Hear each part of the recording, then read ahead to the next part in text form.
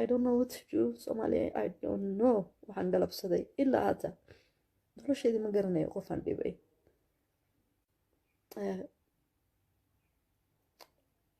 waxaan ku hadlo ma garanayo hooyanahay ubadkaygii baa daawanaya waxaan ilaa saakay soo garaacay walaal baan leeyahay wiilal baan la dhashay wiilal baan dhalay macnaha waxa weeyaan waxyaalo waxa jira tuu private oo rabin inay maxaan ku dhahdaa your own child inuu arko iyo walaalka hooyada dhashay inuu arko aanad rabin ayaa jira waxaan ku oran lahaa hal mar waxaad haysid shayga soo raacay allisa yaryaraysiga way ii dhaami lahayd hal mar ay dhacdo soo daa adii anigana waa inoo maalinta yoomul qiyaame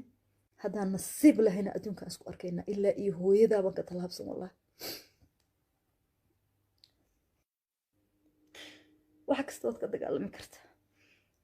wiilkaagoo la gowracay xataa waad ka dafal celin kartaa laakiin sharaftaada iyo cirdigaaga iyo karaamadaada marka loo soo dhigto kama dagaalami kartid I know this inay everyday dhacdo maalin kasta gabadh Soomaali inay ku dhacdo laakiin adduunyada waxa ugu daran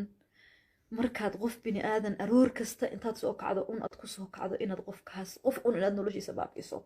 taas ugu daran dadka arsaaqad kale way waayeen maanta aniga waxa weeyaan waxa la igu soo weeraray waa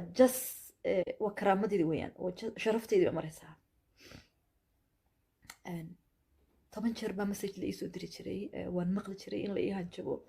laakiin I didn't know how cool and hateful inuu qofkaas yahay I didn't know hada wiilkan waaba wiil boo isaga dee nin raga wax lama yeelo laakiin ani isaga waa nin raga Soomaali ma anahay only mar walba dhibaatada dhacdaaba dumarka unba ku dhacdaa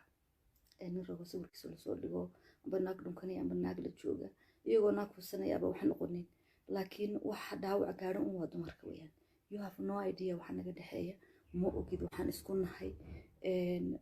ma garan kartiin wixii anaga relationship-kayga iyo noloshayda waxay tahay ma garan kartaan taleefankayga markaad surgery ku samaysay aad qashay intaasoo kaliyaad heshay intii baanad mooday inaad wax igu yeeli karto ani hadda waxaan ku ooyay waxa weeyaan ilmahayga sharcigiisii oo yaacay ma aragtay maanta Snapchat dhexyaala kama oohinaya ani waxa igu dhacay this is what I did is aniga weeyaan aniga waxaan cuqdad ka qaba maaha because aniga iyo wiilkan relationship-kayga iyo wixii naga dhaxeeyo ma garan kartid kaliyahaatay waxaan beerka i qarxiyay ubadkayga isoo wacayo waxaas daawanaya iyo sharciga ilmahayga bana ma aqaano waxaan ku geysanay maxaan ku dhahdaa aan ka galay ma garanayo xumaatada inta la eegin haybka inta la eegay qabtidna aanu garan maayo haddaad doonaysid inaad ani ibaabiiso waxay ahayd inaad ani kaliya ibaabiiso dee waxaad iga haysid la ordaysa aad ma aragtay aad ani kaliya la timaad inaad dad kale maxaan ku dhahdaa idul saartana ma ahayn oo qof kale ila raadisad inaad isaga inay la baabiiso ubadkaygana inaad ma aragtay maxaan ku dhahdaa id raadiso ma ahayn